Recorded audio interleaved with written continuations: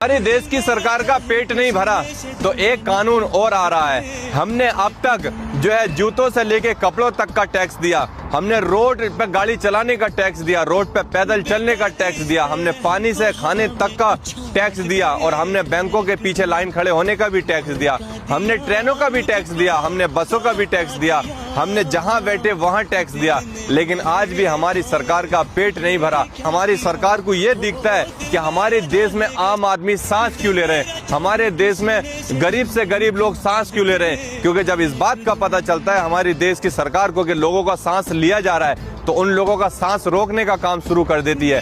क्योंकि मेरे भाई अब हमारी जेब पर सबसे बड़ा असर पड़ने वाला है। आजकल लोग बैंकों की लाइन से बचते थे, यूपीआई ट्रांजैक्शन करते थे, यूपीआई से पेमेंट कटाते थे, लेकिन अब हमारी देश की सरकार में संसद में एक बिल पास करने जा रही है। अगर तुम 2000 रुपए से ज्यादा कोई भी ट्रांजैक्शन करोगे तो सरकार तुमसे टैक्स वसूलेगी। अब सरकार के पास सिर्फ एक रास्ता बचा था कि वो भी यूपीआई पर टैक्स वसूलना, और ये बात जो है रिजर्व बैंक ने कंफर्म कर दी है कि आने वाले वक्त में मुमकिन कुछ दिनों में ये लागू हो जाएगा और 2000 रुपए से ज्यादा तुम यूपीआई ट्रांजैक्शन करोगे तो तुम्हारी जेब से टैक्स काटा जाएगा। अब हमारी सरकार के वो ये पैसे कहाँ जा रहे हैं हमें कंफर्म नहीं है। हमारे देश के ऊपर 2000 करोड़ से ज्यादा कर्ज हो चुका है और हमारे देश में अलग अलग तरह के टैक्स लगाए जा रहे हैं। हमारे देश का कर्ज कम नहीं हुआ है, हमारे देश के लोगों को सुविधा नहीं मिली है, हमारे देश के लोगों को खाने में आसानी नहीं मिली है, हर सामान महंगा है, ट्रैफिक से लेकर बाइक तक, तेल तक, खाने से लेकर के घर के अंदर तक आने तक का सामान महंगा है।